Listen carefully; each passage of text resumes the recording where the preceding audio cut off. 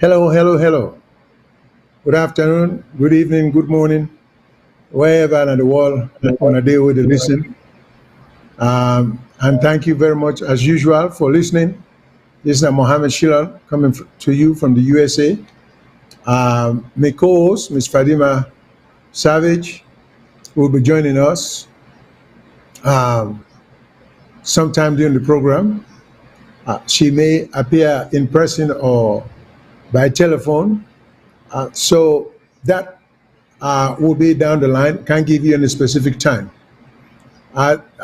Thank you, people, for tuning in as usual. For let we engage in some reasonable, sensible, respectable, mutually respectable discussion.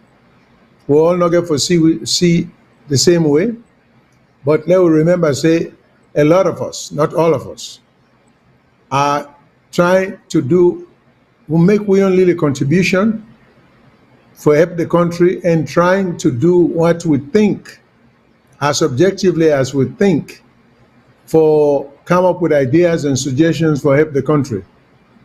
And so, but some people are so heavily invested emotionally, sometimes financially, that they have been blinded by the support of some of them political parties here. And so the facts not get way for come out because there are so many layers containing the fact that people are not even inclined or they not care for knowing the truth. To them, the truth is who that them favor. They, who that them, whose political party them favor not to do any wrong. And some of they always try to take the middle line and call the result as we see them. America, I would say, call the shots as we see it. So we try our best, but please, so on our understanding in that spirit today, nobody know the call or nobody know the broadcast for try to put down any particular government. We might say things that may sound as a criticism of a government past or a government of the present. But all of that is in good spirit. For there we try for open the eyes of certain people who are blindly supporting political parties, or some of the people who are supporting parties. They're not that blind. They're not that blind. They know the facts, but their emotions they get in the way. And some people then see the support of the political parties then back home strictly on tribal line, regional line. So that also they obstruct their ability for critically look at facts and think and analyze them very well. So we know we get all kinds of things. Then some of us are just nationalistic. We are brothers keepers, sisters keepers. So no matter if you're in Limbalo or Madingo so Fula, it matters not. We are all one, Sierra Leonean. When people meet we abroad, the first thing they want to know when they hear your accent, if you've managed to retain your accent, then say, where are you from? If you say I'm from Sierra Leone, nobody ever heard of the country. For like America, the general presumption is that all Africans come from Nigeria. Even when you say South Africa, like when a white person saying a South African, they throw people them up and say, what? How can you be white? You're from South Africa. You have to take time and explain to them why. Some of us take those questions offensively. We will begin for talk, say, then people think so we're ignorant with this, with that. But if they ask you ignorant question what you think is ignorant, unless you take the time for educate them, then you've left them as ignorant as they were when they talk to you. So please, we are ambassadors for the continent. And then the other points that they try to make to we who are driven so badly by region and tribe. Even when you say you're from Sierra Leone, nobody will ever ask you what tribe you're from. You identify yourself as a Sierra Leonean and that's it. And so we get for land for being nationalistic, be proud of our country, and be proud of all the tribes then where the country get. But it will take a while because, as you say, we're still busy the first self on region. Now, going further, we get certain numbers that we're supposed for the call and we're supposed for let listeners they know where if they want to reach we, then be able for call we and talk to we or send comments them.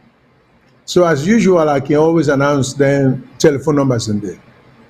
So starting with the toll-free number, and 1-866-944-7722. 866, now 1-866-944-7722.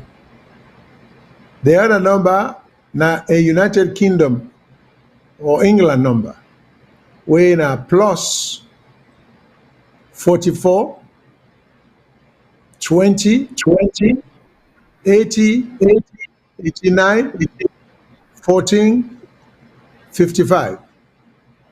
UK number plus 44 20 80 89 14 55. Australia, if you're calling from Australia, we'll get plus 61 29 09 84 337.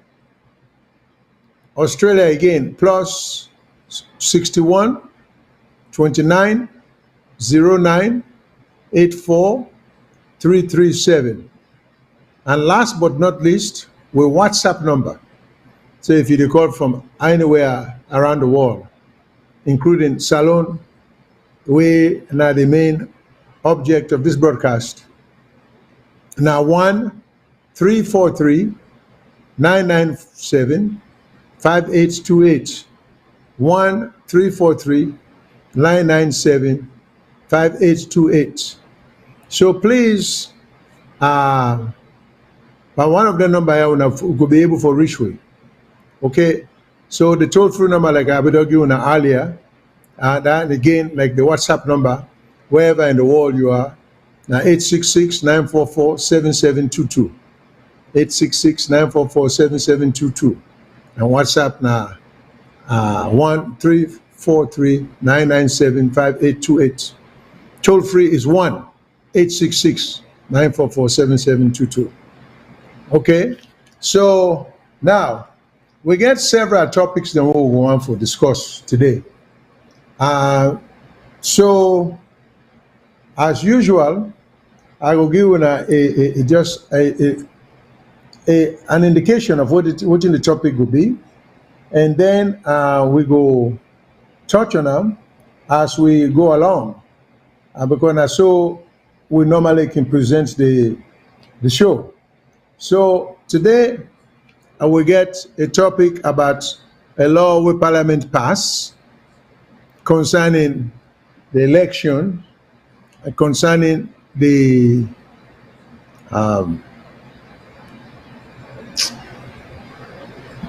census, concerning the census, all of which therefore, because the census, recent census wouldn't take, and the law where Parliament passed in 2022, and the power wouldn't give the Electoral Commission and the Commissioner, we want to see how all then two things then they, if they go work together, the census go work together with the electoral laws when they pass in 2022, or then go conflict, and if so, how that go affect the efficiency and the fairness of the upcoming election in 2023. So we would like to discuss that. Also, some other topics that we will get. We will get a situation involving a U.S. ship, what we can call a warship. We make a courtesy call now Freetown recently, and watching at the essence of it, because some will get some Salone people and within here, some way they back home, where they work at the U.S. Navy, then they work at the U.S. Army, then they work at the foreign service, some Sierra Leoneans then. So they might have an understanding better than I do of the essence of that courtesy call of the ship. Now, Freetown. So if you do, please feel free to call and educate we more than we know. And then in conjunction with that, or in relation to that, there is going to be in connection with that ship day in arrival in Freetown, we get a young Sierra Leonean lady. We now a graduate of an award secondary school. We are one of the top administrators them that the Biden administration. You know, she's a Sierra Leonean and they working at the White House. Now, she also was in Freetown, either to coincide with the ship in arrival, or one way or the other, she was there when the ship was there. So the American embassy then do a broadcast for alert with the public for say one of we own come, and if we like for hear from them, then do a little video. So we'll play that video they also for make we see who that this woman be and know a little bit more, or some of we will be curious enough after this show for go Google them and see what else we will learn. Then we get another issue concerning the traveling of the president, the limitless, consistent, persistent traveling that he keeps doing, which is costly to the country, but he doesn't seem to listen to the cry. I wouldn't call it criticism, because people are not saying anything wrong with the president traveling, but they've been saying he's the most traveled president than any president in the history of Sierra Leone. And some of the traveling, the interval between one trip and another is so short. And we don't ever see the president do wave, no in group where they go with them or entourage when our government officials, and we know one day you sit and the wave, then per diem. And for one, I want to know what's in a per diem, the way with which man then beset the system, which is another problem again in Sierra Leone. We know the thing for we say for how the which man left the system, and so we get and try for tamper with the system with the mess and all pass out the which man left them. We know the improve them with the mess. Oh, so the which man be left the system in such a way, will not be good system that when you go outside the country, as head of state or as prime minister after independence, we continue that practice there. You go get what you call per diem, and go pay you for being outside the country every day, plus your regular salary and benefits. But this now before the convenience of the president or the people that want to go with him. But now we don't turn it into a cash producing mechanism for make extra money, not to for do anything. So we go overseas, we get, for example, $1 million. Then out of the $1 million, we get per diem of about $500,000. So now 500,000 or $500,000 we end up with. So we not see anybody that give voluntarily say no, I go in the interest of the countries. Therefore, I don't need per diem. You know, so we'll touch on that, and we'll get one or two other topics that we'll touch on if we are able to get to it. Because bear in mind, the show is usually for 2 hours. Sometimes we can go overboard, depending on callers. We try to accommodate as many callers as possible. So at some point we'll never even reach certain callers then, because we could not so far exceed with 2 hour limit that if we want to answer all the call, then we'll never get off the air. So, but it's a 2 hour show. So bear in mind, another thing I get for remind callers, when you call, please be patient. If you are in a hurry, call back where you're not going to be pressed for time. The reason being, the callers are lined up. Then we, the commentators, and get for do we own commentary. And sometimes certain callers wouldn't call. We get for be willing to just respond right away. Otherwise, uh, that caller day in your topic may not be discussed. So if you get the time, please hold. But if you think, say, you've held for too long, cut off and call back.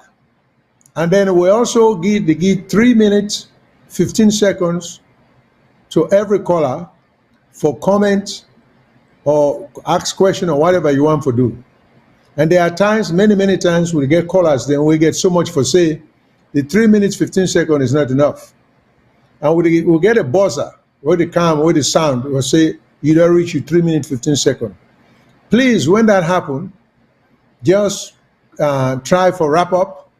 And if you get much more for say, call back. So you go there in line for continue your statement or topic. I want to let people understand how it goes. And then sometimes, if you call, you get 3 people in front of you, for example, and everybody get 3 minutes, 15 seconds. Now almost 10 minutes you get for wait. So not if I say we now want for take your call, but we get for take them callers, and then if we not take them, then what is going to happen? We're going to end up getting 2 times that number. So we get for break, call that caller there, make it talk.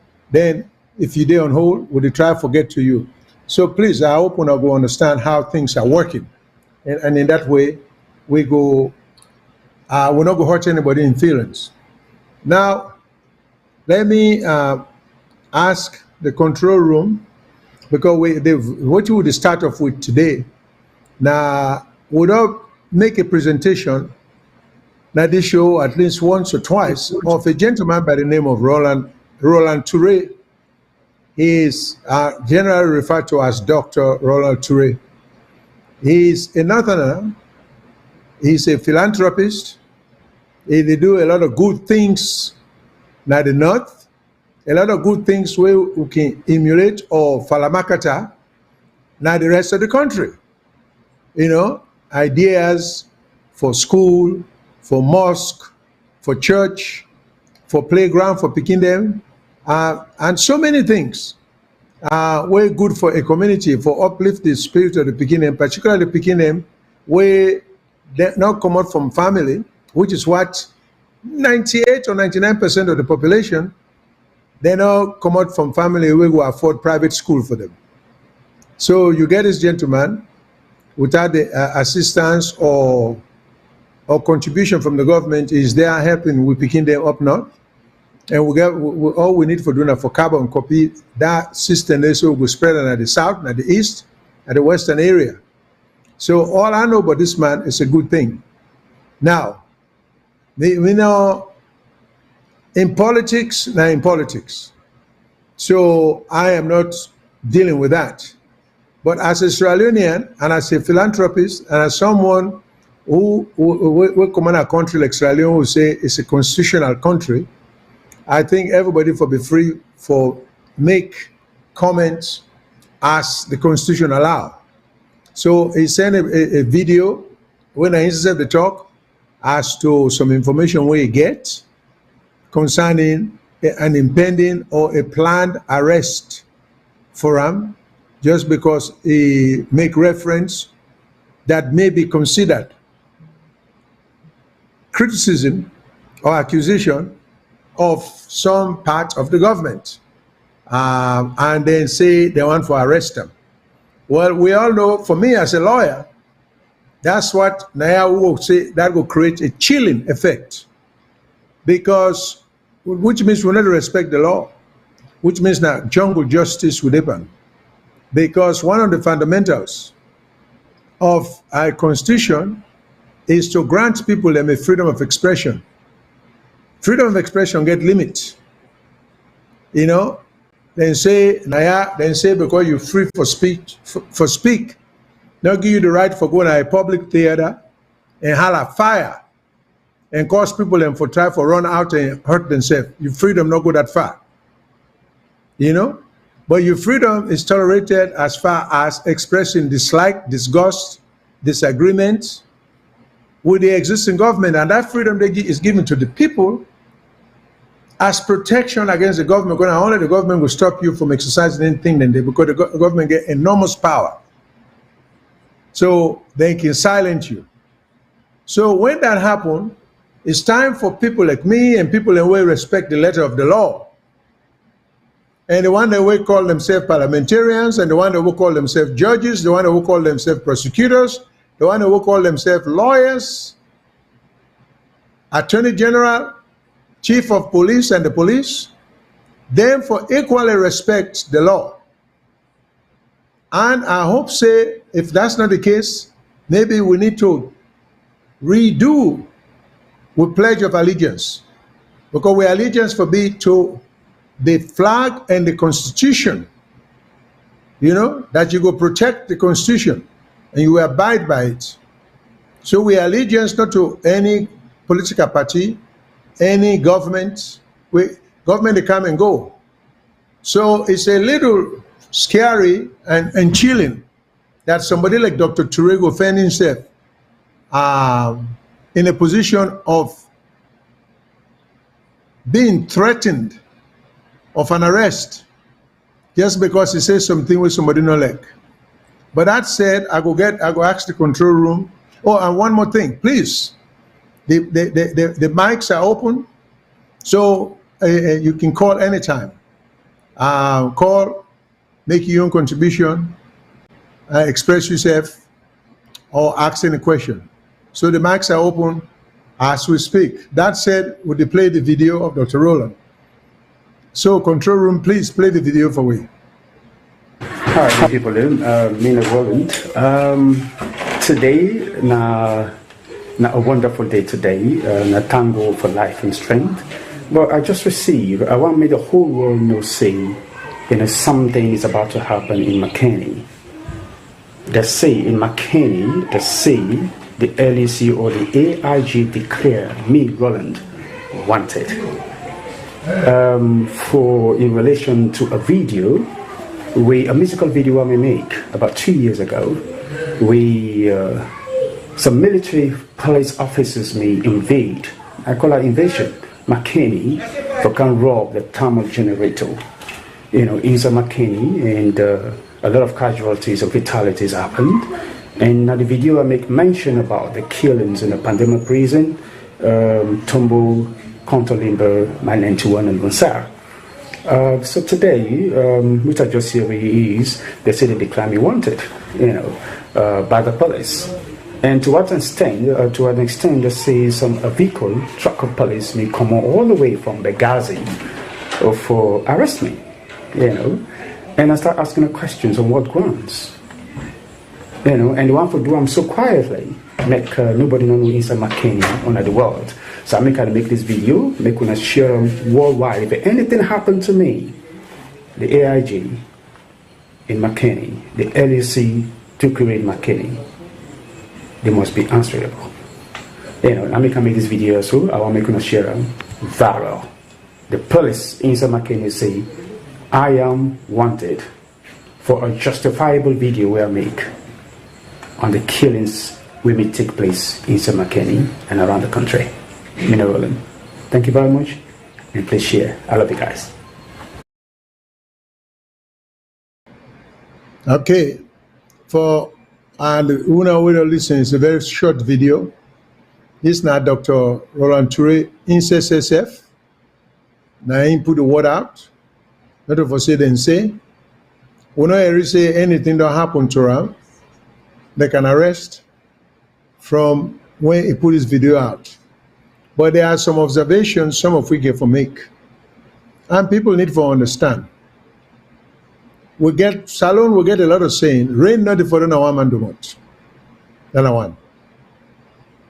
And we have to be mindful of what you will do, because sometimes it can boomerang and turn on we.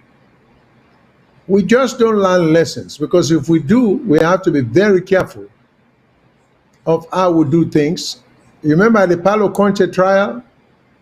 Paulo Conte was one of the powerful people then way within a government who does the pass law and fichifata. Then he get caught up in the web. Then he had a chase for when would he make laws, would he just get one-sided and carried away. and almost could have been convicted of treason, even though there was no case for treason. It would seem to me that we for land from the ancient, but we're not the land. We're not the land. I think we're just so carried away by power, and we're so short-sighted. We are so lacking in vision. This is the other thing that troubles me. That when we get governments, and this is most of the government, the only government I might exempt now the Kaba government. Shaka Stevens government was one of the worst.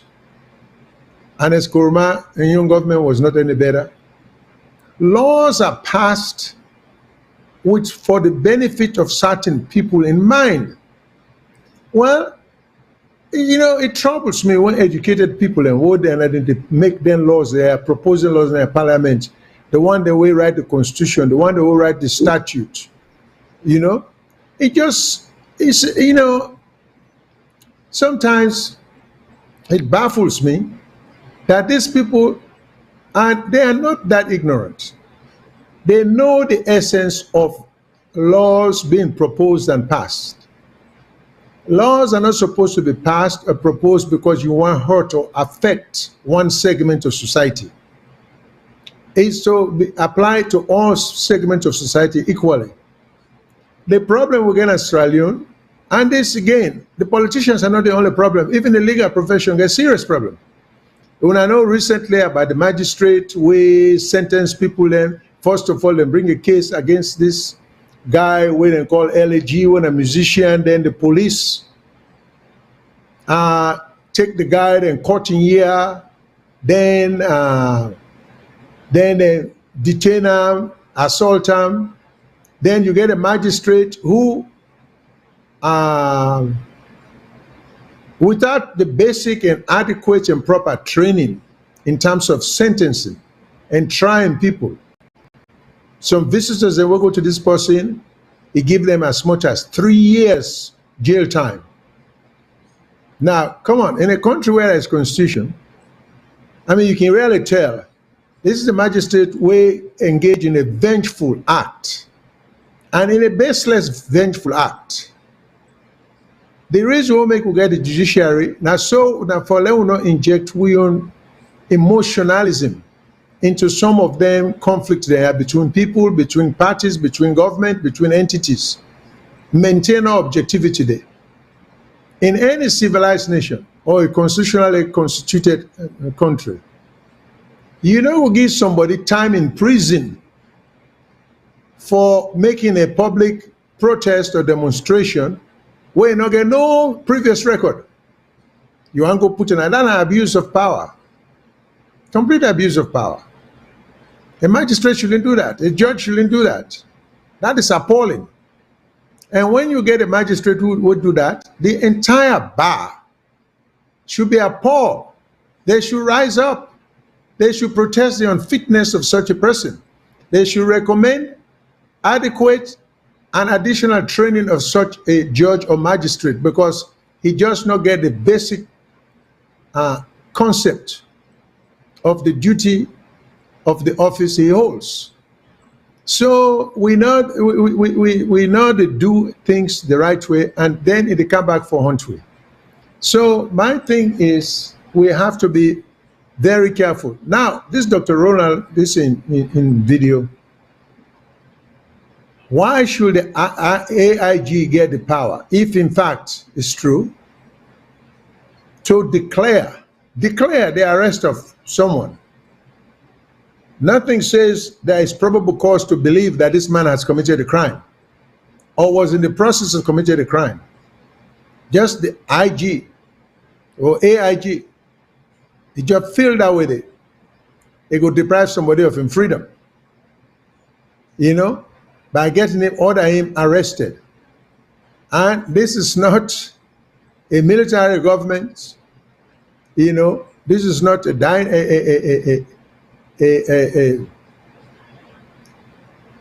government run by autocrats. This is not what you would call some kind of kingship of any kind. So I do not understand how the AG forgets such a power, and the previous AG had such a power, or AIG. This is not even the AG. And the Bar Association, they protest sometimes against the police, but then protest should be consistent. It cannot be sporadic. It cannot be selective. So for a man like Dr. Roland, the other concern that I have, and people need to know more about this guy. All I know is what I've seen him do on videos. He is an asset to the country. He's an extremely good example to other people who get good intention for help. We can't be telling people that we want that the government get for do everything for we. Then when you get man like Roland and Toure, they try to do something, he not get the freedom as a Sierra Leonean. And what you would all enjoy now, even in America, if you're not a foreigner, you can make a criticism. You can talk. You know? You're not going to worry. Now, because for one way they overseas and some of them, look at the South African comedian, Mr. Trevor Noah. We're not South African. But he you get another guy called Ali Velchi, prominent TV personality, in a Canadian, and you get a few of them. Okay, nobody threatens them with deportation because they say something about the government or the president. We need for rise up to then level here of performance. So the question will be the action at the public. Should Dr. Roland Toure be arrested for what? Because I don't get the real gist of what want to arrest him for. But normally the people are accused of incitement. So I don't know whether they want to arrest him for making unfavorable expression against the government, or they want to arrest him under the guise of incitement. If so, we haven't had any specificity in terms of whether they incite and what is the nature of the incitement.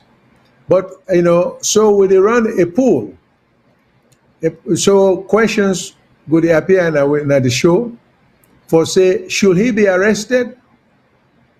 With a simple yes and no. We will keep a statistical result where we will announce later. We will announce the poll result as to who are in favor of arrest and who are not favor of arrest. Fortunately or unfortunately, we know the acts which are the basis for your reason. But if you get a reason where you want to express beyond saying yes and no, call in to the numbers them. We normally can call in and we announced earlier for state your position. If you want to express why you say yes or why you say no, you are free to bring that in. The other thing is, Dr. Roland himself in the video say, this is a reference to some video we made 3 years ago. So again, that's another puzzlement. Now, the man make a video 3 years ago. Is someone trying to find good name with the current government by just trying to let the government know then they watch the government in back? Isn't the police there for all of us, government and non-governmental people, private people? So this is bad politics, and this, if it is policy, is bad policy. Taking away people's freedom. The AIG, get for no say, he is not going to be AIG forever.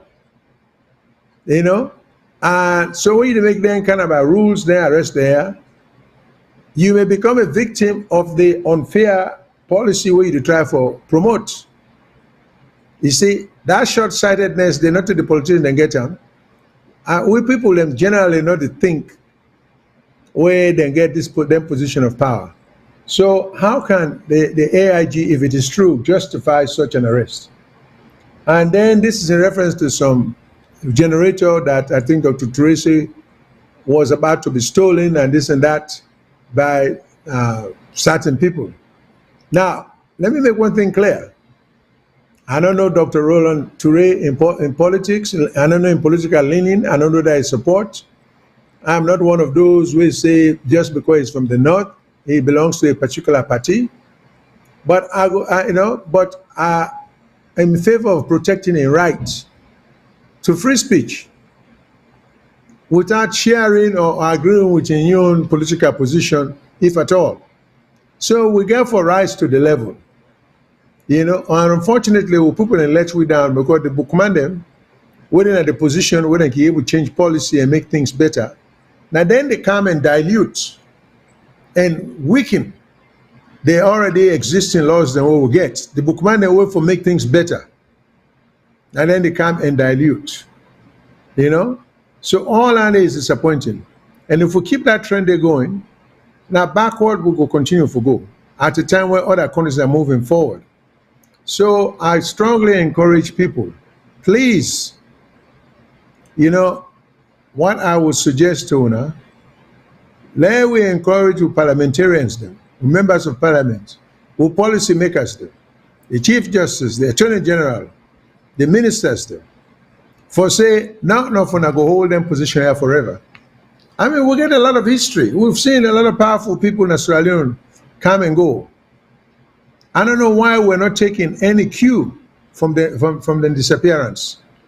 That at the end of the day, they haven't left any legacy at all. Maybe we need to create more political awareness or consciousness of the people who would manage the lives of people in Australia. Let them know how some of what in them people the role would them play. And the role would them be for play with and not play. So I'm just simply encouraging this thing about, because I think I raised the issue the last time. There is a talk about a prison, and I would like for someone to help me out on that. And refer to a prison called Benghazi, whether it's an official name given to it by the government, or not just because of the harsh reality of that prison. People they nickname Benghazi, but it's popularly known as the place to take you, for abuse you, for deprive you of your rights, for torture you. No government should be proud of such thing. And the civil rights groups that within Australia will call themselves civil society. If this is happening, and you know they say anything about that, I mean it's a shame on it. Because there is no point calling ourselves using the adjective civil. Well, when I say atrocities are being committed, and we will not speak on behalf of the voiceless. The Pademba Road prison, as well as the rest of the prisons upline or up country, are just awful, in awful condition of the inmates then. And nobody's saying anything because we're all out here just enjoying. But we're not for allow this pattern that prison for people that will not commit crime, for people that would just express themselves. Because the test of the Constitution, not to what degree that Constitution they could tolerate unpopular view, not a view where everybody agree with. That's no test for the Constitution. Now, where the person will get on popular view, say something where the majority of we not like, the protection where that person they always make that view they go get under the law. Now that's not the real test of the Constitution. But we are not even seeing that either.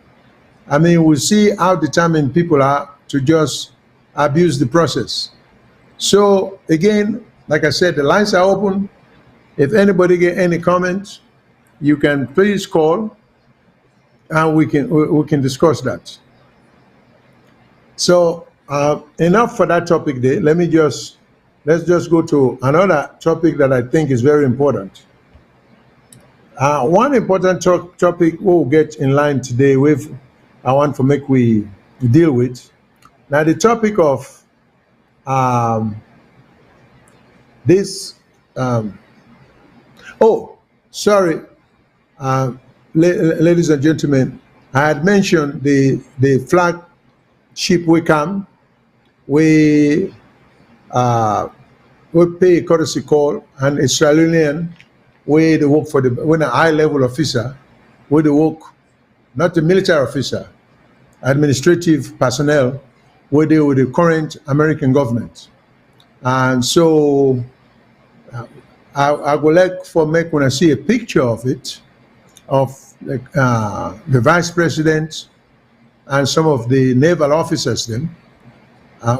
Then also there's a video where I try to link with that, where that of the Sierra Leonean lady, where they work for the Biden administration, who also has some direct dealing with the Ministry of Defense in the United States. So we will play the video, and that will give us a background of this young woman. So I will ask the control room for please play that video there for me.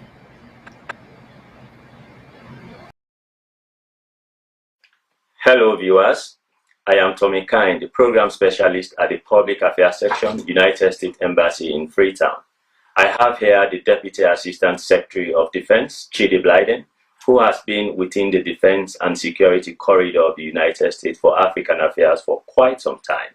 She is here visiting in Sierra Leone and was kind enough to take some time to speak with us today. She had served in the Obama administration as the Special Assistant to the Deputy Assistant Secretary for Defense for African Affairs from 2013 to 2017.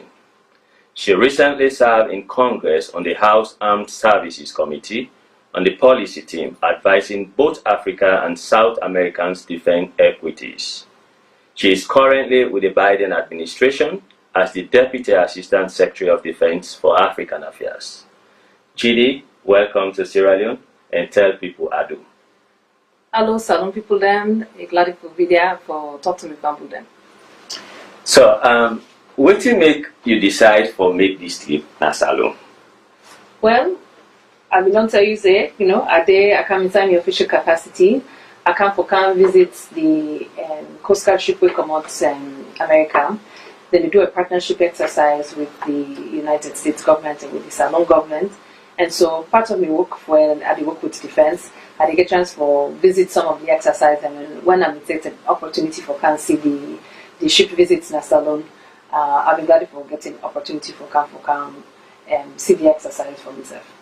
All right, okay. Understand say you grow up both in Salone and America. How it feel like for grow up in two different countries on both Atlantic? Well, I think say it feel good. It gets two different kind of experience the way you get. So when I've been grow up in the United States, I've been learned very different in them from when I moved to Salone and I've been grow up in Salone. But some of those experiences, I think say now they don't help me for go inside my career. I don't go today because you get chance for exchange ideas and you learn from both culture them how for use different type experiences for doing the kind of work what they do now. So it feels very good for come back and use what I don't learn from me upbringing from both sides in the everyday life. All right. As a Salone and American, how you feel like for can Salone for can represent America? It's a really good feeling. When I grew up in Salone, you remember say the relationship between the United States government and the Salone government, you don't really know what's in the situation. So now I get an opportunity for really work on behalf of the United States for make sure say the relationship between Salone and the United States very good. I'm glad it will be a part of that relationship there. Where I've done council, I've been so welcomed by the Sierra Leonean government. They not give me a chance to meet with many of the ministry them for talk about the kind of work we they do. So I feel very welcoming, and they almost feel like saying I'm a second home. We'll get a chance for come back and talk to people then about the security work and the challenges where we too they share for do and the kind of work we do. I'm glad you don't meet with local stakeholders then.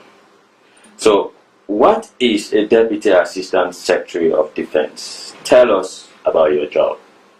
Well, as the Deputy Assistant Secretary for Defense for African Affairs, I'm one of the principal advisors to the Secretary of Defense on African issues.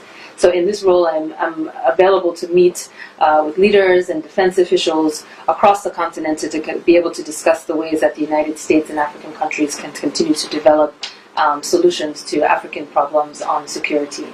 I think our U.S. defense policy in Africa is one of the things that I am focused on trying to ensure we share with our African partners. And where we have areas of mutual interest, we do our best to work with African nations so that we are tackling some of the most challenging security challenges together. All right. So how does this visit relate to the U.S. government policy in Sierra Leone? And what is the significance of this visit to U.S. Department of Defense strategy in the region?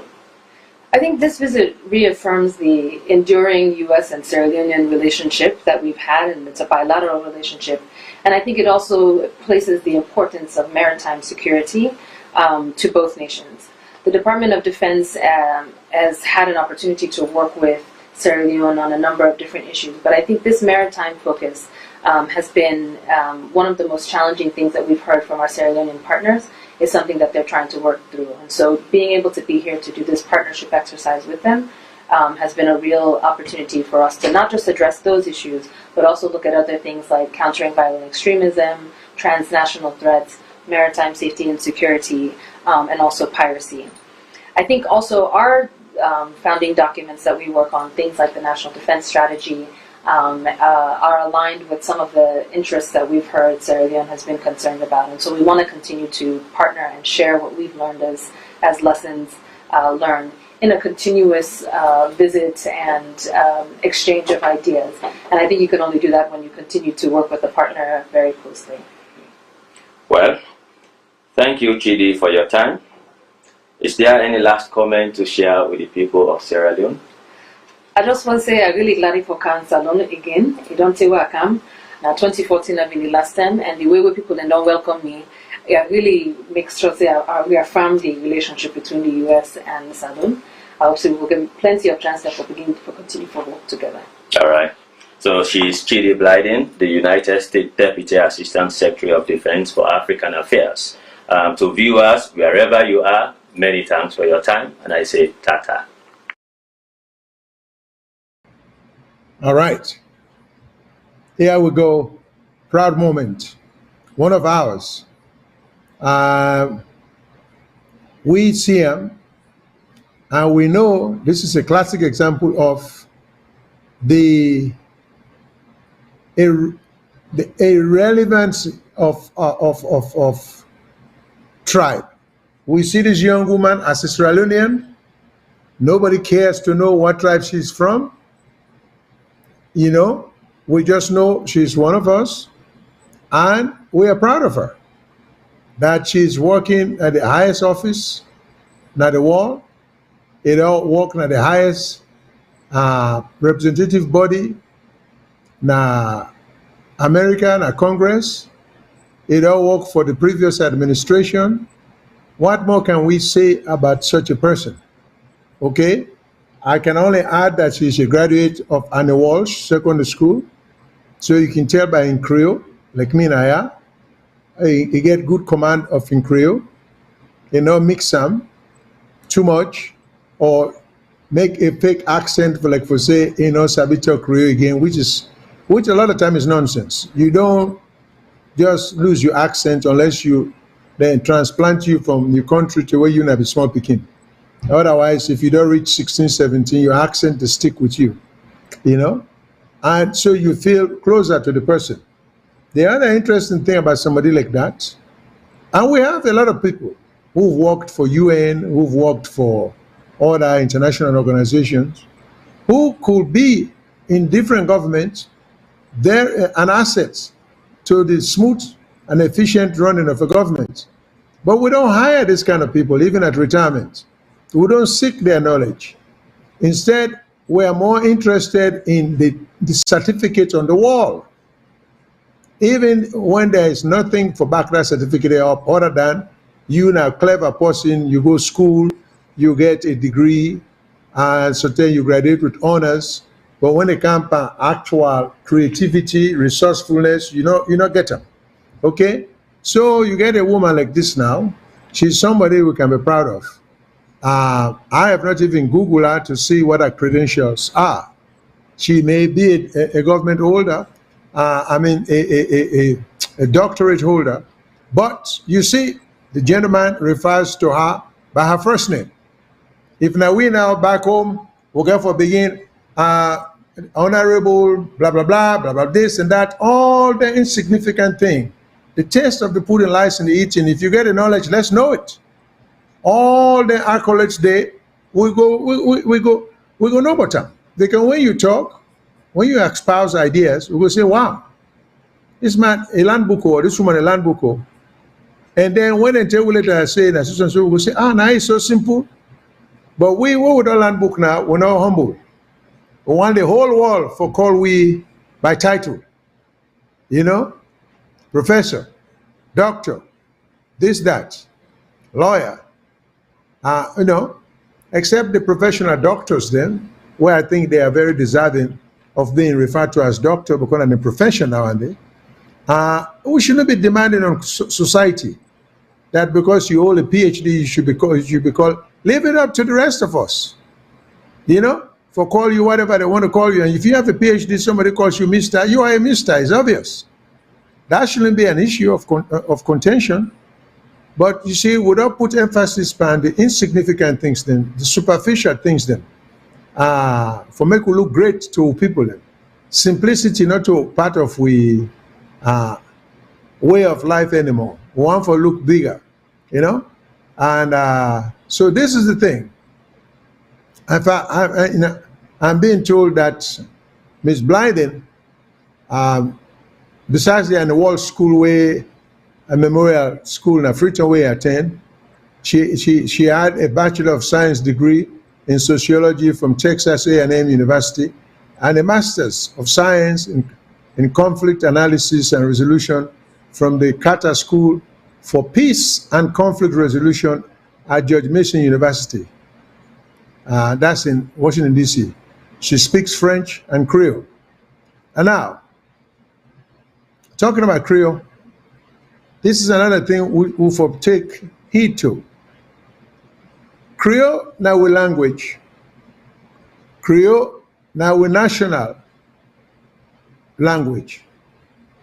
Because human beings, we get for land for communicate with each other.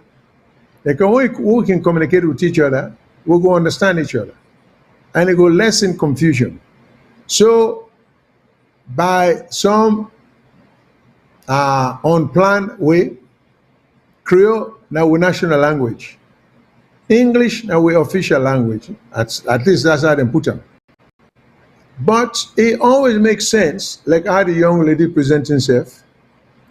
You did talk to the general public that has a majority of people who don't go to school, who don't speak English.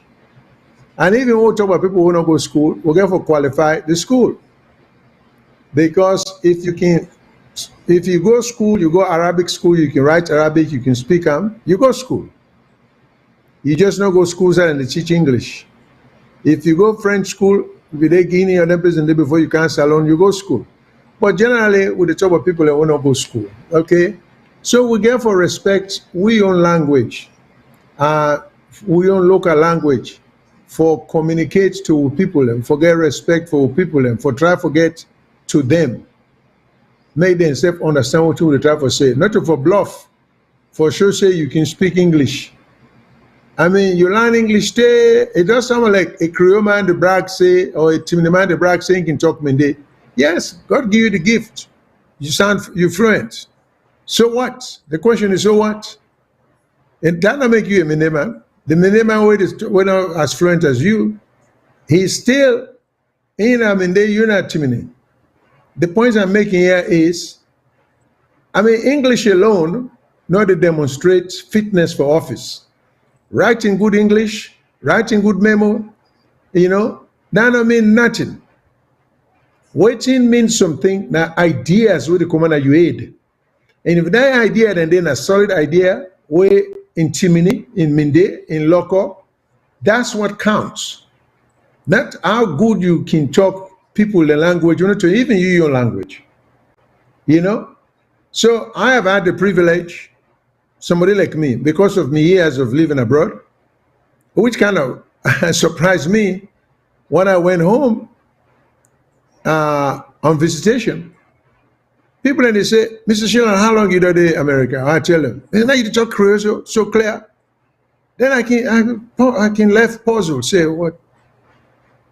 How do I get credit for talk Creole? I mean that in language now and then. In fact, people and for laugh me if I know the talking right, because I'm not supposed to. Now, if I become American women are picking, that they will not go forgive me. When I come, I don't finish high school. Me, I not be 21, or I'll be just 21 when I come to this country. So, how I forget for talk Creole? Unless I'm being pretentious, pretending for say I don't understand me your language. So we get for kill a spirit there, we get for encourage people them to be proud of your own local language. For best use Creole, it depends on what part of the country. If you're in a place where the language na Fula, talk Fula. So most of the people, then they're going to interpret na Creole.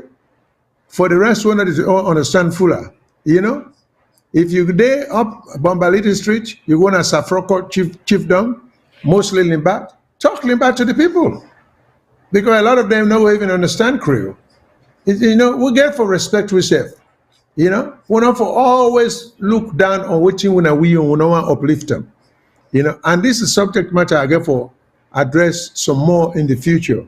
So this young lady, by we putting her on the show in video, now for just giving some ideas, you know, now the kind of people in this way, if we educate us, then they talk, then they think right.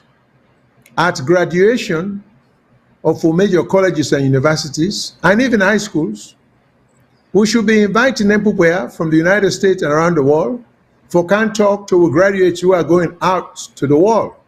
And the kind of people in this for can get the inspiration for tackle, because like Miss Blyden, you know, say she has wealth of knowledge, you know, both by a academic background and in experience because of the offices and where they work. U.S. Congress, 2 administrations under the Obama government and the Biden government. I mean, no amount of college education, no amount of degrees will give you that level of knowledge the way you get by working in 2 administrations in there. Because you get what we call practical experience, which is what we are lacking in Sierra Leone a lot. We get people with academic credentials, no resourcefulness, zero in practical application, you know, and leading departments, leading ministries. That's why we're not getting anywhere. Not to mention corruption in addition to all of that. So I'm bringing all of them here for let we know say these are positive examples. Them sometimes when we run out across them video here, we want to show with people, we want to people and see and share with we share with them. For me, they know say there are a lot of proud people around the world, and so take some of who leaders them, make them know say them kind of people exist, even as she's working for the government now. Graduation of Rabe College, graduation at Jala, graduation of Milton Magai, graduation of any, you can call on somebody like that for can be commencement speaker. It go rejuvenate the ambition of the young people, not to for left with regular, ordinary, unambitious people and for can begin talking at the university today to picking away need real serious commencement speech for motivate them for go out there. So there are plenty of them things and we can change for make things easy for we. But again, I hope when I enjoy that, and like me, I hope when I'm very proud of them. So one more thing about the flagship, where you say, because in ministry or the department where they work under now the Ministry of Defense, but the section where attached to that now the White House. So when the ship make courtesy call, She's one of the top officials that we get for come talk. And you see how the American embassy promotes her, make sure she's able to reach we by doing a video. So that also helpful. And then we'll begin for land the strategic importance of the military exercise here, then warships there and making a stop, make picking understand what intention they mean for the country, why it's important for American ship for come, for pay courtesy call, now the capital. So I just want to touch on anything in there. Now, let we go to the law, the electoral laws we then passed in 2022, what Parliament passed, we go enable or go give the electoral commissioner and the commission, the electoral commission, the power for nullify an election result if them things say, among other things, the number of people that we vote past the population at the area where the vote come out. So the electoral commissioner will get the power, or the electoral commission will get the power for just discount them vote them there. The law also give power to the electoral commission for create, which is kind of odd, for create constituencies, new ones them.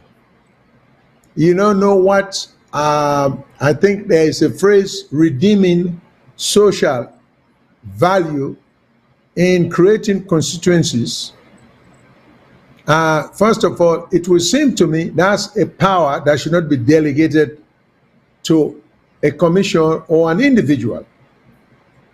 It seems to me that parliaments forget a power there. So under normal constitutional standard, that will be a unconstitutional delegation of power by parliament to the electoral commission, you know, and it's arguable. But they look for say for create new constituencies should not be left in the hands of electoral commissioner or the commission. You know, that should be a debatable issue that should be well thought out before we implement them. Two, there's a danger to that because you see, we are not helping the country. When the Anescoroma come, governments be there, for political advantage, they create new districts. They not show any economic advantage in getting new districts. They're not showing any disadvantage in maintaining the 12 districts that we had. We now spend with energy and with education for improve then district, and instead for political purpose, we create more districts.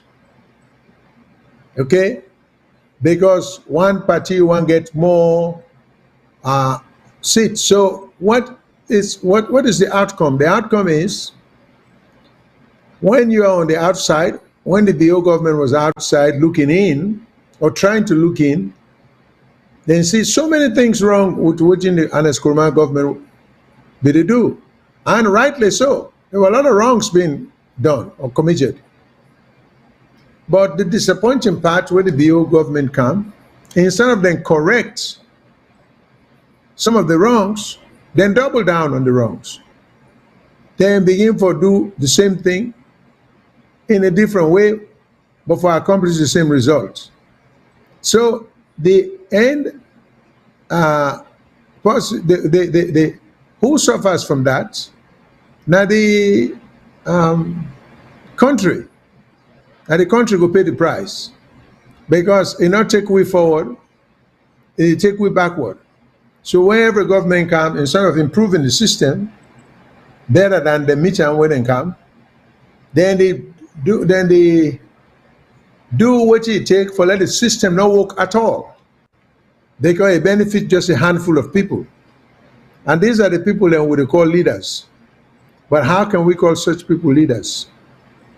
How can they be leaders when what you do, there is no foresight in it, there is no vision in it. All it is for people them for come and just use the power of government for manipulate the system to their own advantage. You know? When we talk about, we're not talk about to the advantage of, in fact, a large group of people. We're not talk to the advantage of any tribe. All this talk where they talk about tribalism. That's Sierra Leone. Now, one may ask the question, other than the fact that under the current government, they are being accused of giving more position to people who claim to be Mindes, but how has that benefited the country? And even the one who hold the position, other than individually, how has that been good for the country? Everybody knows that's no good policy.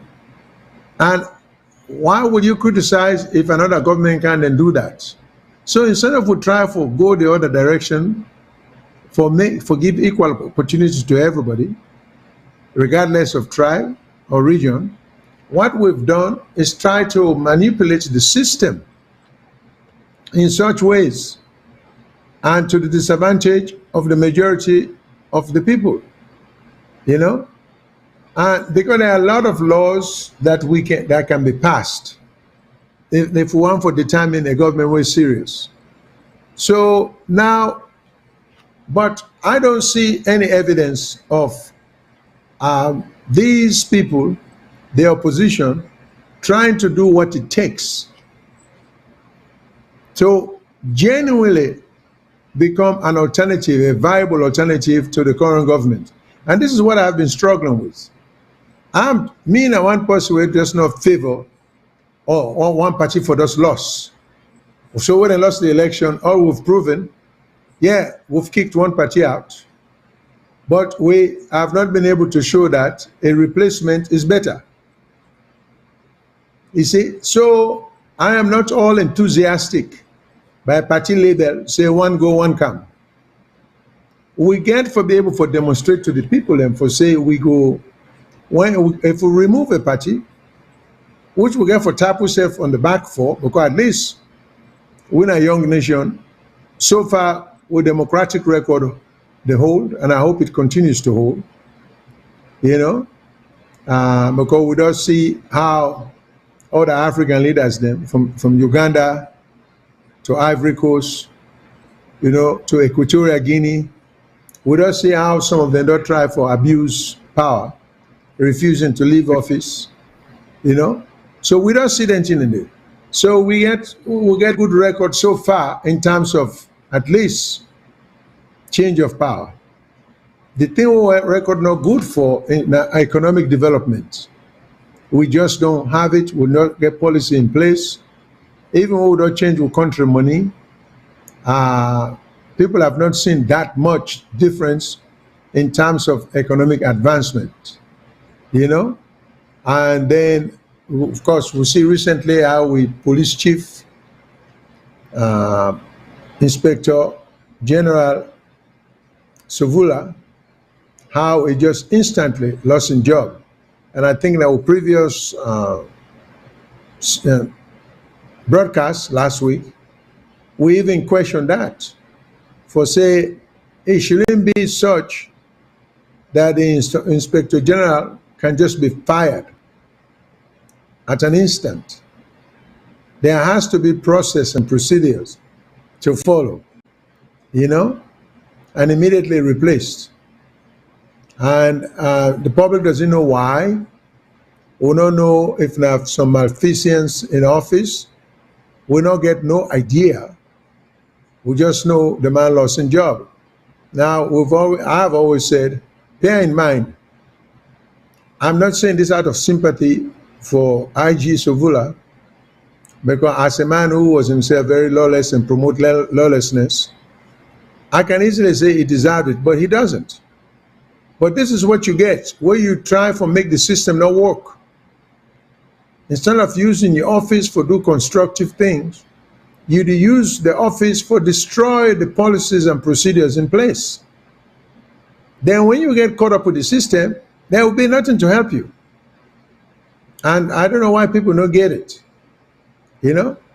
So IG Sovola went and fire you, they just fire you right out. There was nothing you could do, and there's nothing anybody could do for help you out.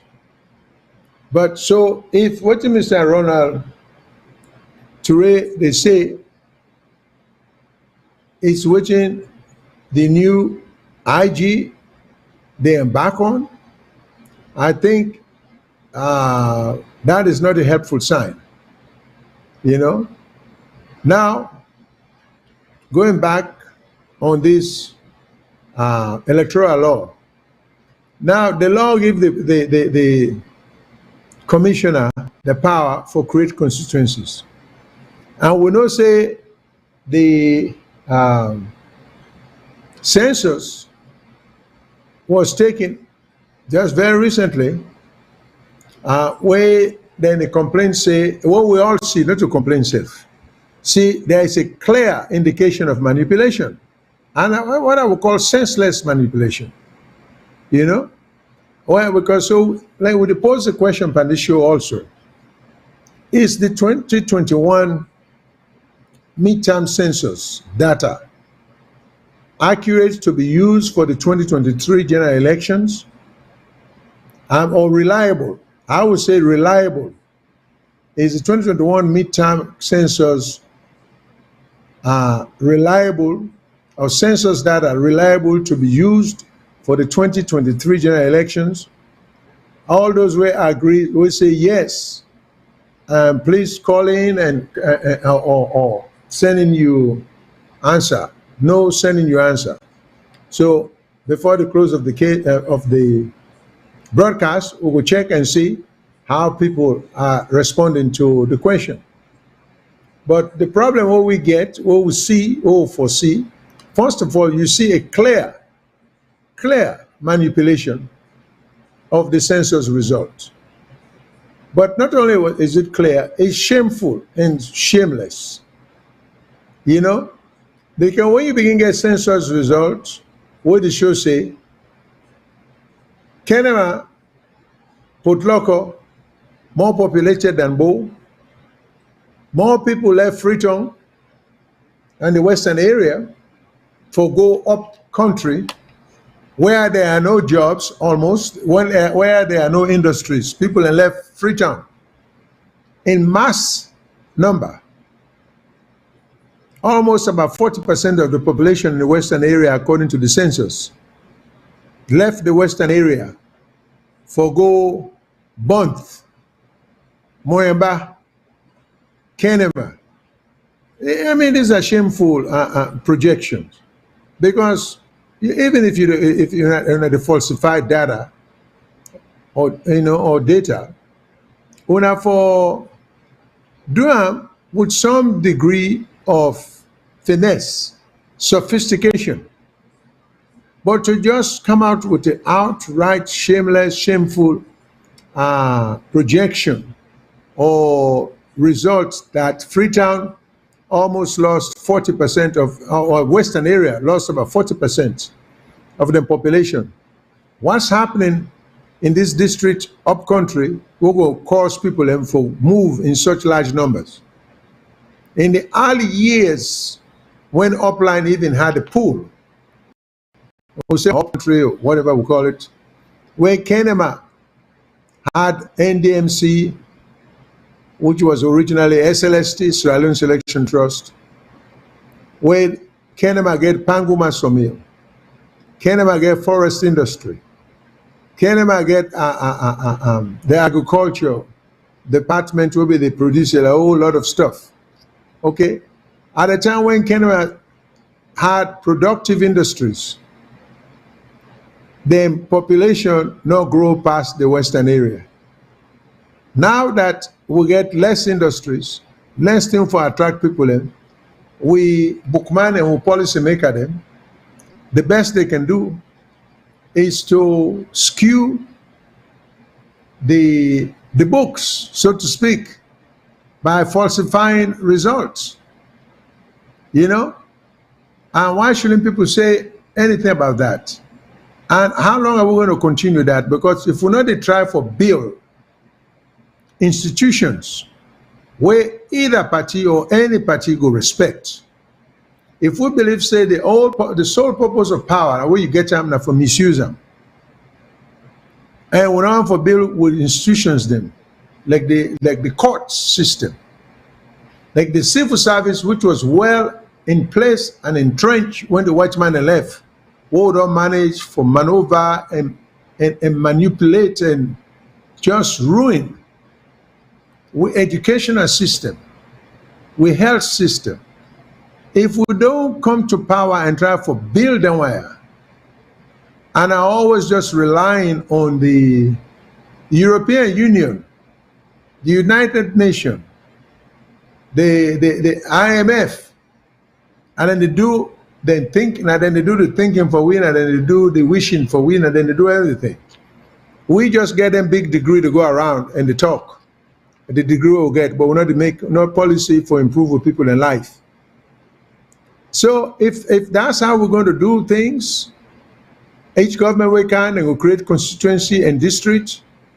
Just imagine if we keep that trend, the Australian will end up sooner or later with 100 districts. The district then will be such that a whole district will be smaller than Moreton or Aberdeen or even Kisii. Is that the direction we really want for take country, and we want for take ourselves say we're serious? At the time when other countries and they make progress and they do very well, these are some of the things that we have to be mindful of, but we don't seem to care. So I'm just simply saying, if we get, and then the funny thing about this electoral laws, when they go do the election, because of the way they conduct the census, you go find out for say, there will be areas where more people vote past the population of the area.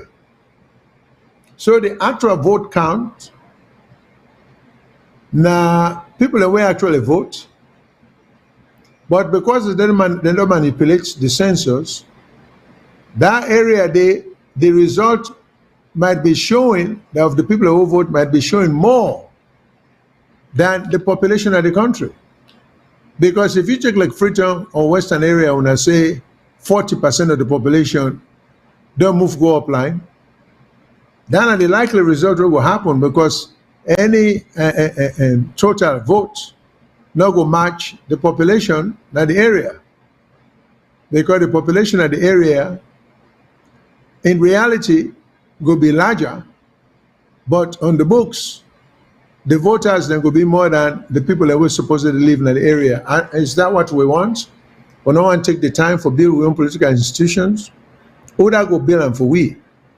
What we get with disputes, if we not get a credible legal system what we trust, system what we respect, if we not get that, how we will resolve serious disputes? You know, and how we were able to forget industries then for take we seriously, because industries between themselves or among themselves, they always get disputes with, you know, industries against each other. So there are a lot of things we need to take seriously, and we'll get for blame with leadership. And the profession also, like I said, the legal profession should be willing to fight and take issues that we are not seeing being done on a regular basis. So that's another issue that I'm concerned about, and I think we should be able to talk about. Because if we not do that, we are also doing a disservice to the country. And for some of we, when we engage in engineering, now for just open the people in mind, forget this party politics, which I know practically speaking is not going to happen because some people are so entrenched. Now this country, you get a lot of SPP and APC supporters there. Then will tell you, say they want to go Salone, for go run for office. You sit down, you talk with them, They have nothing of substance for go contribute, then just one go, then see the incumbent, some of the incumbent.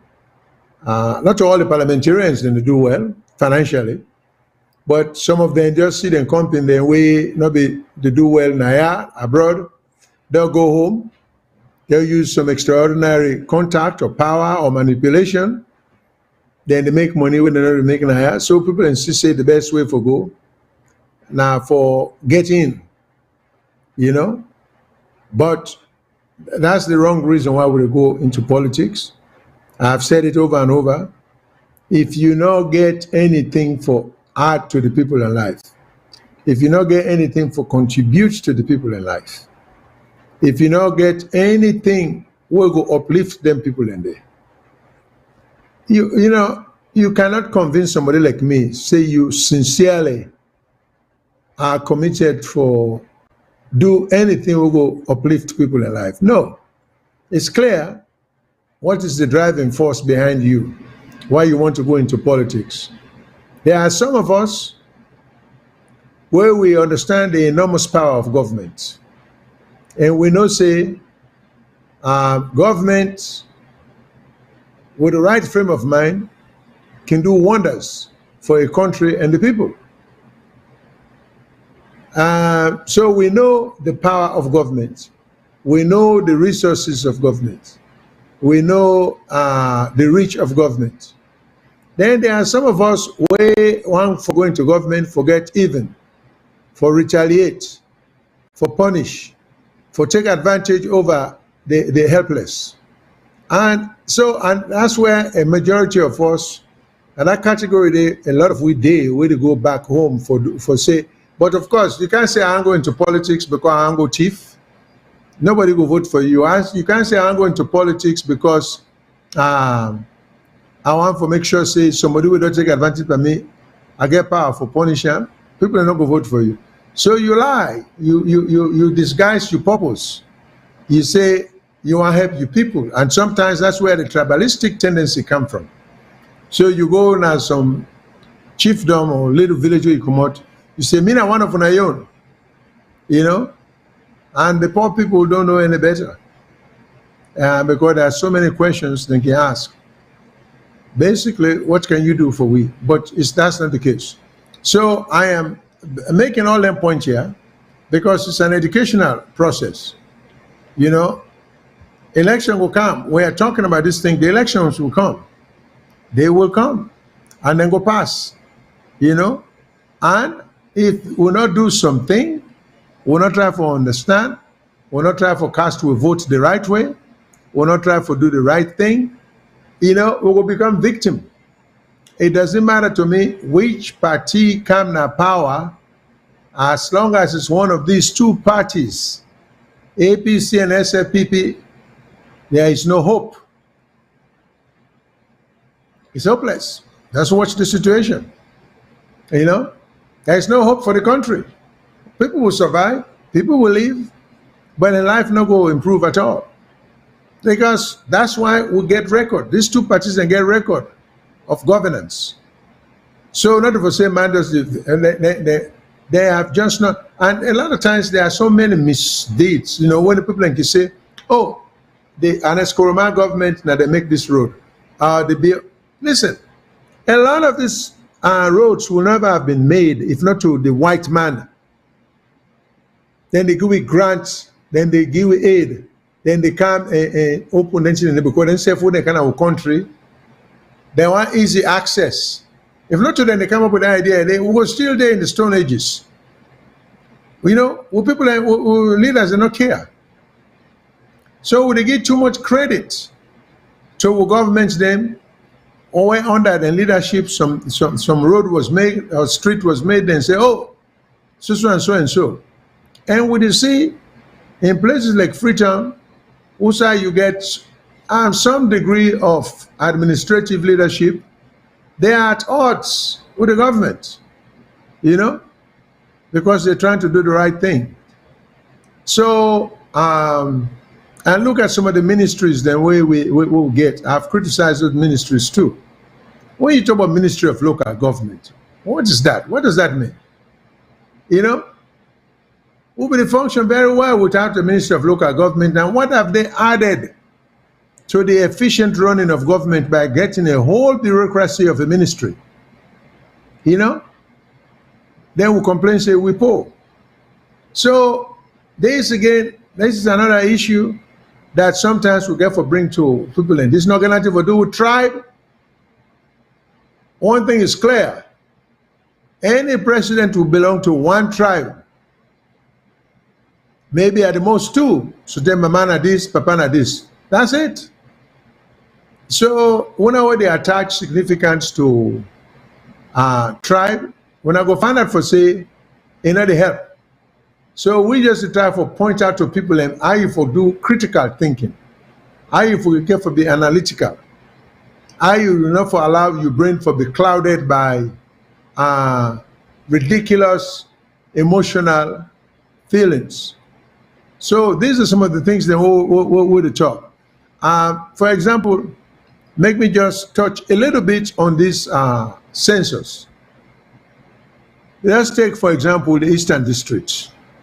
You get Salone, we get almost 560, population of 560 people, male 560,000 people, sorry.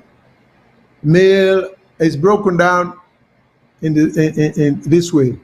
Salone district, male get 267,560 people.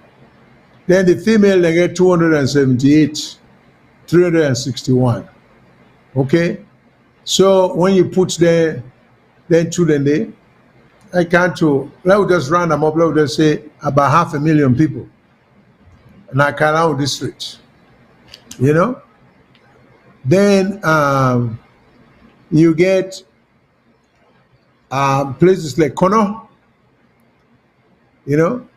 Now remember that Salone district having about 550 people.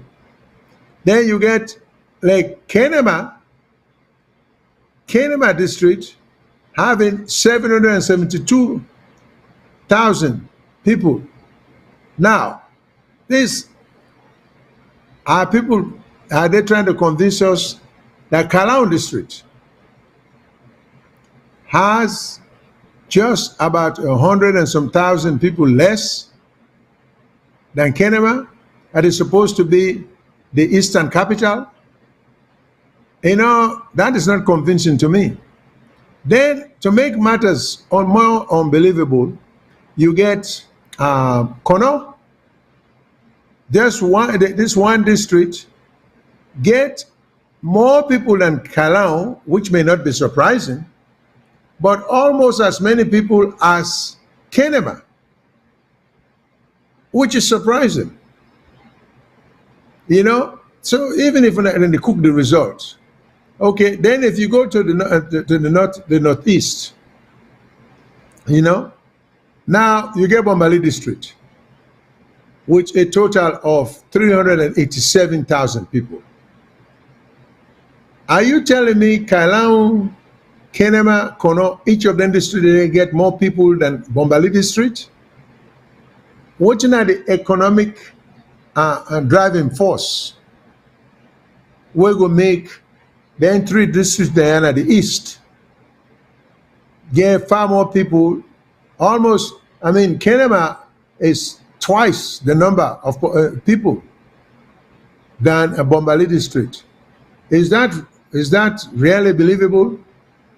Then, of course, this new district called Falaba, which was clearly created for no expedient purpose other than for just get political advantage, which is short-sighted and hurtful to the country.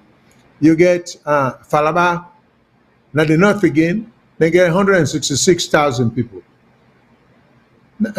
You know, then you get Koinadugu district with 206,000 people.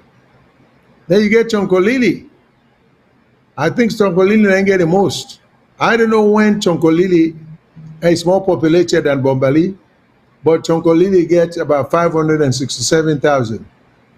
I mean, these things don't make any sense. We have to take governance more seriously than this. you know. So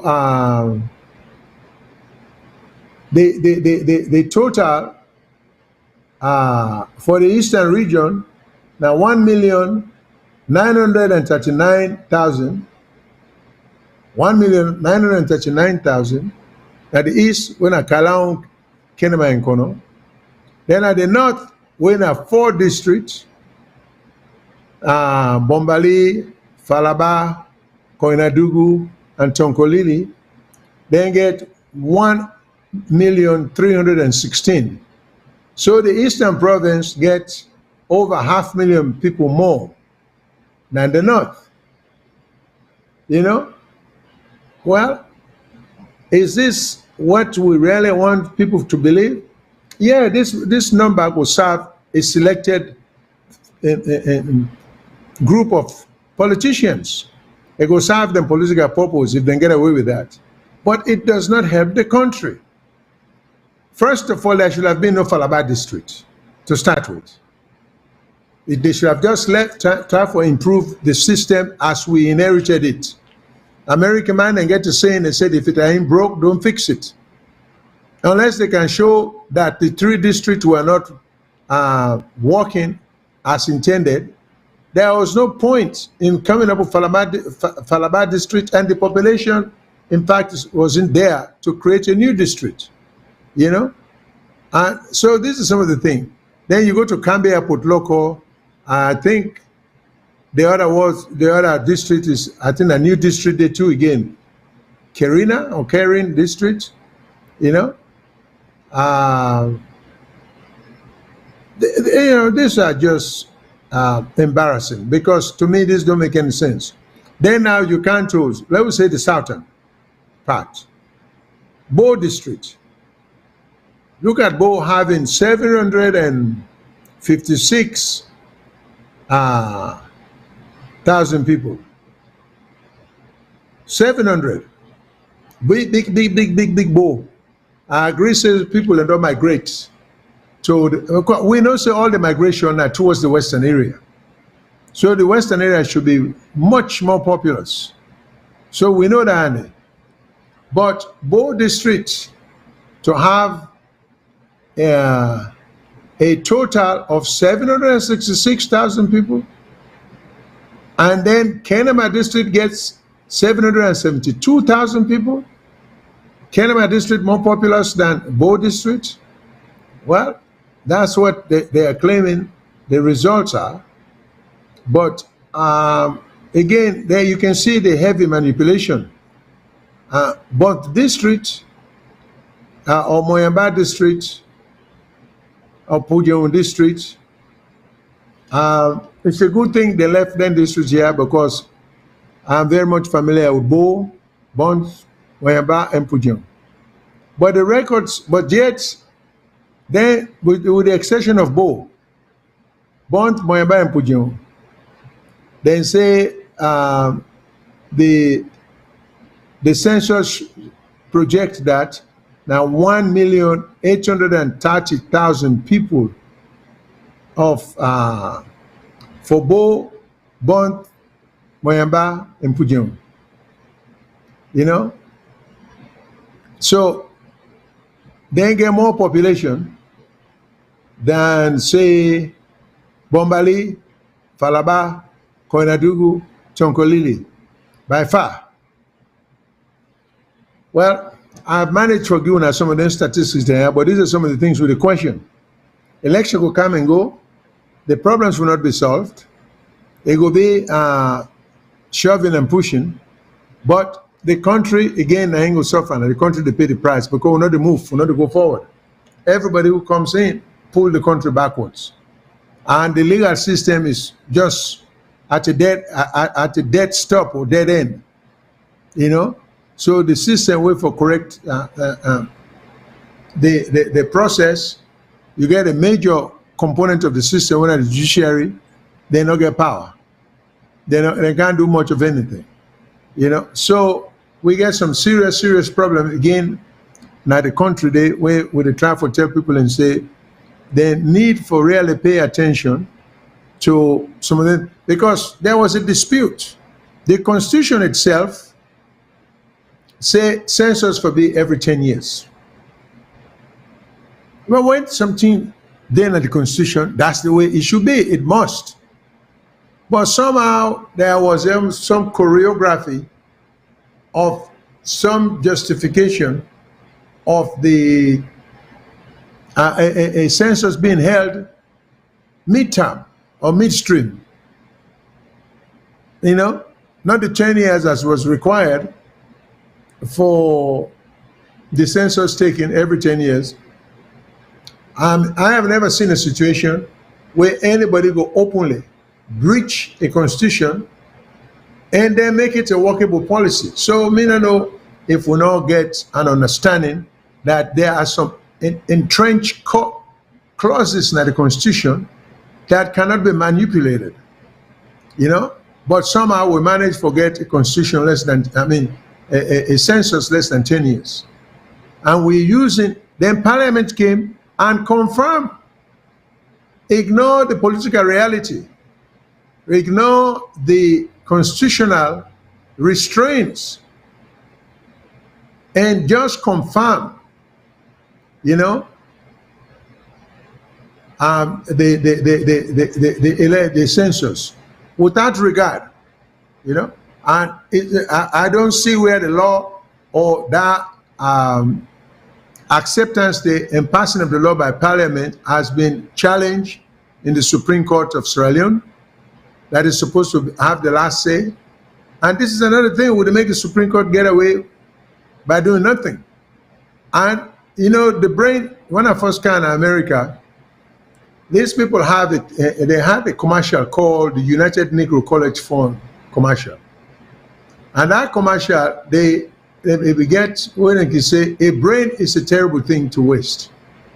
We are wasting the talent and the brain of we judges who are in the Supreme Court because challenging cases are not being taken there. Some people might say, well, there's no need because they go rule in favor of the government. Let them do that. It's a reflection of them in their own time. Just like how we get the judges them, we rule in the Sam Sumana and the Skuruma case. First of all, I always think say that case they was it was a misnomer, the name of the title of the case. It should have never been a Sam Sumana versus the chief of police, and it should have just been straight. The actual title of that case should have been Sam Sumana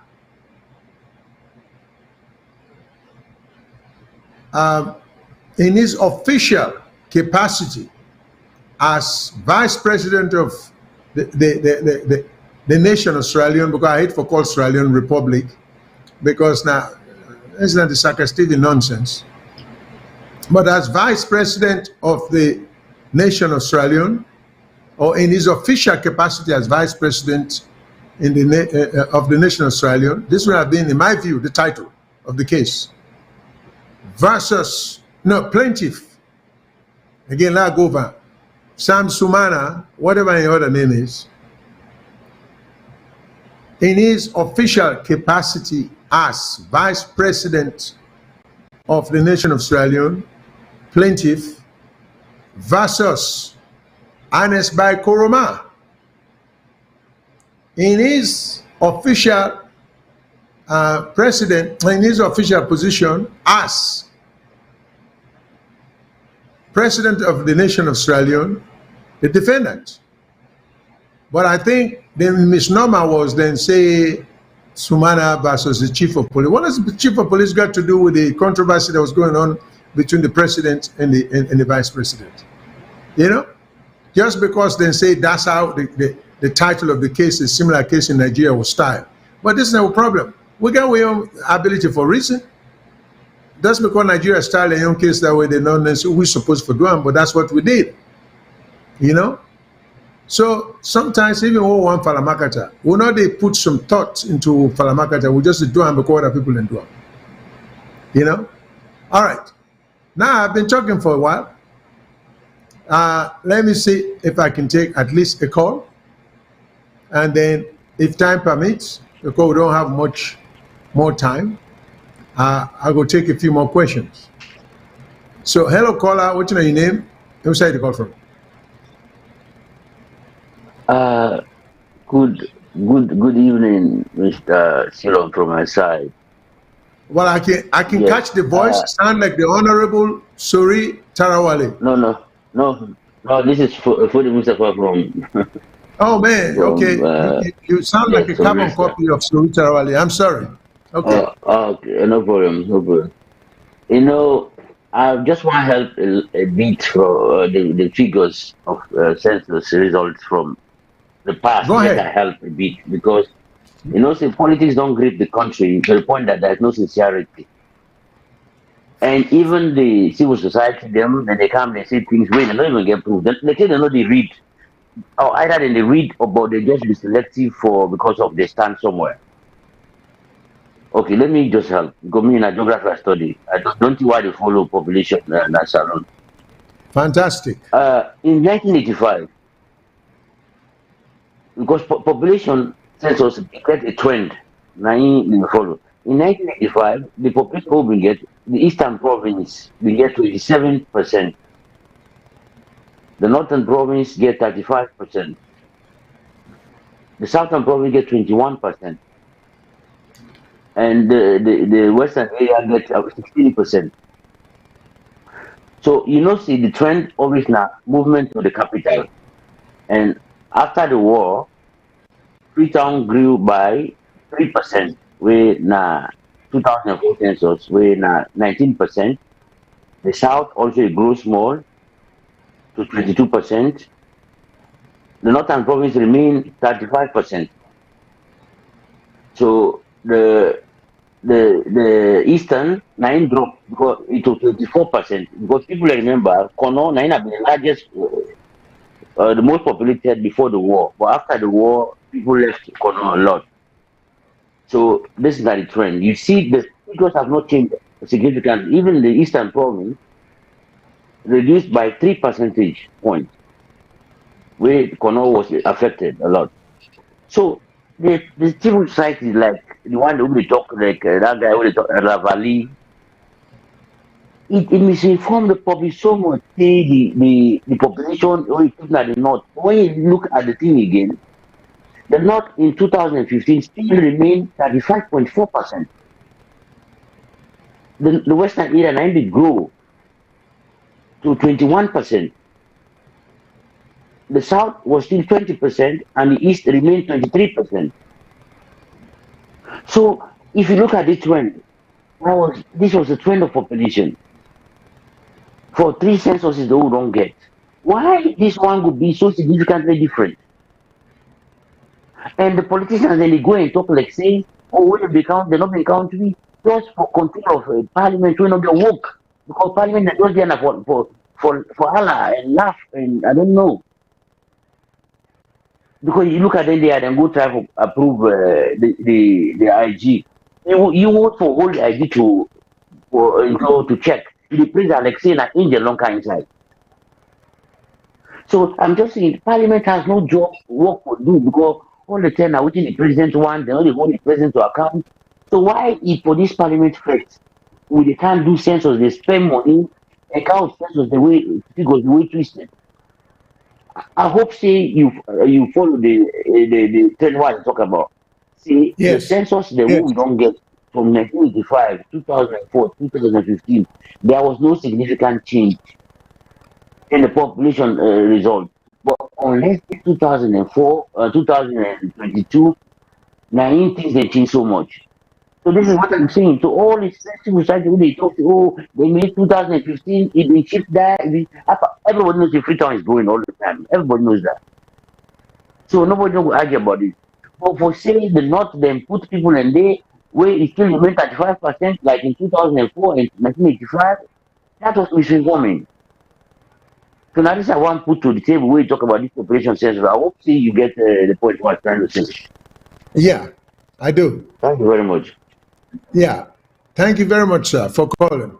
In fact, for me, in addition to that, I am just a little bothered by a census that will not get a definitive declaration from the Supreme Court as to whether, in fact, it was constitutional as it was done, because it's in the Constitution that is every 10 years. Then, like I can always say, I stand corrected, just like how you called so, not necessarily to correct me, but for add to what you mean to say. I mean, these ideas are welcome. So if I'm wrong, I stand corrected.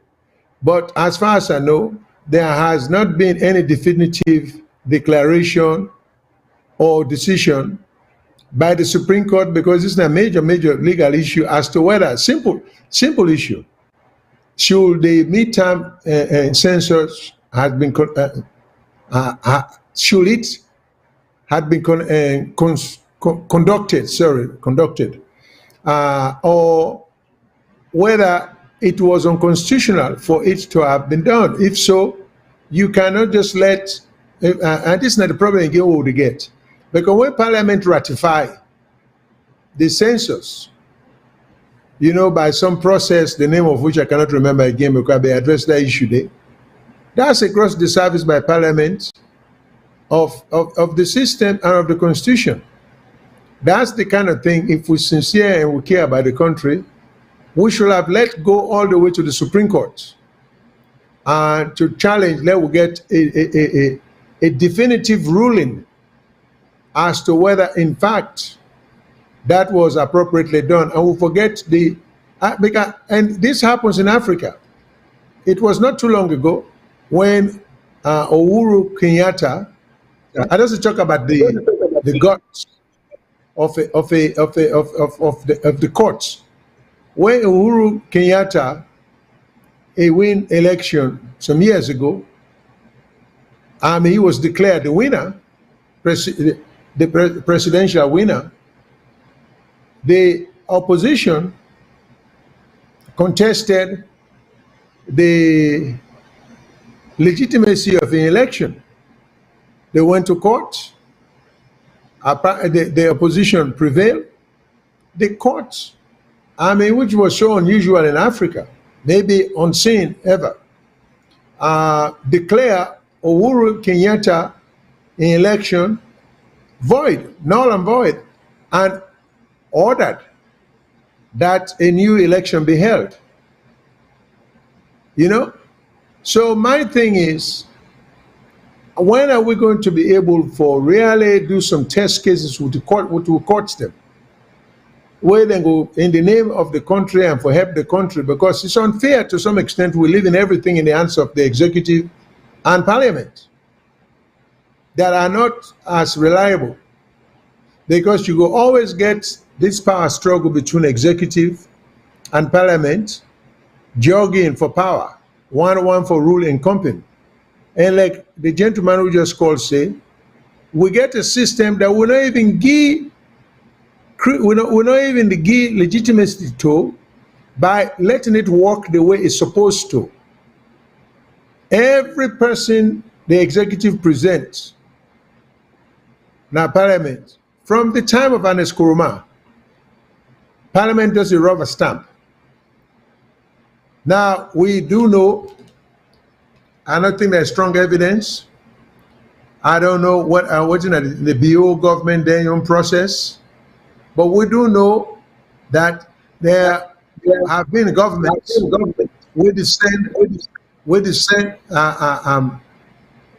some type of subtle messages, physical messages with value, forget parliamentarians then for vote for what the president wants. It's a disservice to the country.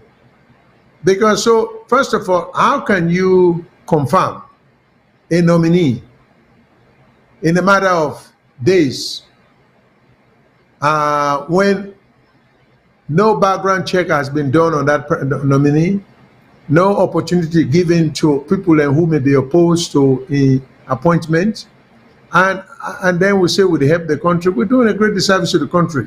So we have not had responsible opposition, and we've hardly had any responsible government. I got to give the Kaba government some credit. He tried in a lot of ways to make things work. Because I remember President Kaba himself complaining to some reliable sources about the extent, about the difficulty in him trying to stamp out corruption among the ministers there. That it was a battle. So it was almost like what American man get a thing when and call wakamo, where you nakaya a boss yanda, where you nakaya a boss yanda. But so it is really the parliament is not doing its job, because the struggle between parliament and the executive will always continue. But where are the courts? Where is the judicial system? It doesn't have any power because it's being muzzled by the executive. When you take the Kamarimba case, I always bring that up. And Kamarimba is somebody I don't know. But how can a court, how can a judge grant somebody bail? He's still being held in detention with nonsensical reference like from order. He's being held because of orders from above. Orders from above? First of all, they need to get rid of that phrase there, orders from above. Because a lot of the only order will come from above, now God. So now we equate with top people and with God. You know, so I think it's a ridiculous phrase where we're not for the use so loosely, orders from above. But here is a man who's languishing in jail, never been tried, deliberately so. This case has not been put on the calendar to be tried, being punished, being convicted before trial. And we think it's good. And the lawyer should be raising hell every day. The bar should stand firm against that. The civil society group should be opposed to it. And then Western nation, where they give all the accolade to a government, they should be ashamed because they are aware of that here. You know? I mean, they should be taking governments to task.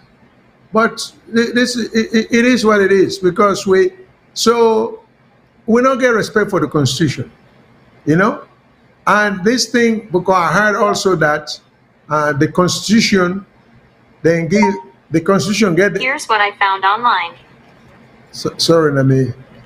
I also heard that it is in the Constitution. I haven't read it, but this is what I was told. That the Constitution say the Electoral Commission should have the power to nullify election results. Well, first of all, that delegation there of that power there should have never been the case. That has no business in a constitution. That has no business. The only thing that the Constitution should contain is that the government is authorized to conduct census every 10 years. That's proper. Anything beyond that should have been regulated. The mechanism of that expression, the power to take census every 10 years, should be a matter of administrative policies and procedures. That is not something that should be in the Constitution. So we are mixing up statutory laws that come through Parliament, because every law of Parliament passed now by statute. We not call them act, but now by statute. So they mix that when they regulate activities from prohibition that are put in the Constitution. You see, because what you put in the Constitution, now prohibition against government from using excessive abusive power. That's what a constitution is all about. It's just a framework. But we don't mix things. And like I always say, that's because we have too many people with big degrees at the wall. We're not take a day. 1 hour of constitutional law to draw constitution. All this is not the service to the country. So we are reaping what we sow. Because now it's confusion after confusion after confusion. Otherwise, the Electoral College should never ever have the power to just have that declarative power there for us to nullify an election. there should be procedures in place, statutorily given by Parliament. So Parliament itself has done the wrong thing by ratifying something into the Constitution that should not have been there in the first place. So I plead to people, let us begin for, if one wrong government, they will begin for specialize in constitutional law, in administrative law. The law is very vast. And let somebody not just kind of say, I get LLM, I get PhD. Who say, oh, you're not the right man for the job. I once talked to the director of the law school, who was telling me they were having difficulty for get somebody for be director of law school. I said, why?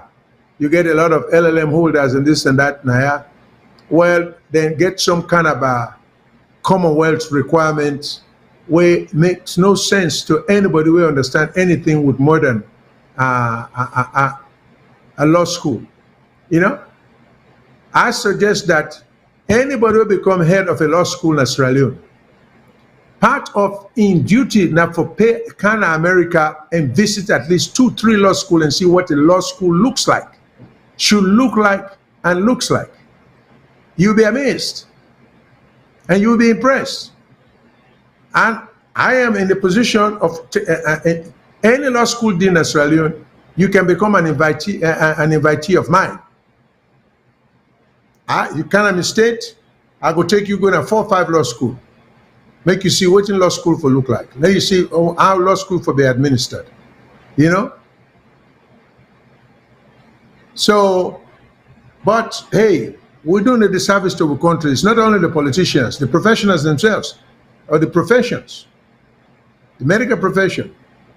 You know? Like this young lady who portrayed earlier in the video. Nobody would think about calling her to come to Sierra Leone and be a commencement speaker. Nobody is going to tap on her expertise, how to do certain things. No, we run away from these people who can make things work for us. You know, we want people in a way just go universities, get big degree, they're not getting no experience for back them up.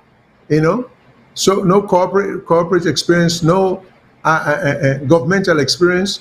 Then get this huge degree, then say, okay, now you're the right man, you know, for wrong things. So we should not be surprised with that one place. And we'll continue for that one place until we use God-given talent, you know, for do what need for be done. So that said, let me close, because I'm approaching closing time, but there was an issue I wanted to bring up. Two issues about ferries. One, I see an accident where supposedly happened. Some ferry accident was supposedly happened somewhere in the north. I'm trying to look for the place where it happened. But I'm sure people are familiar with what I'm talking about. And then say, let me see.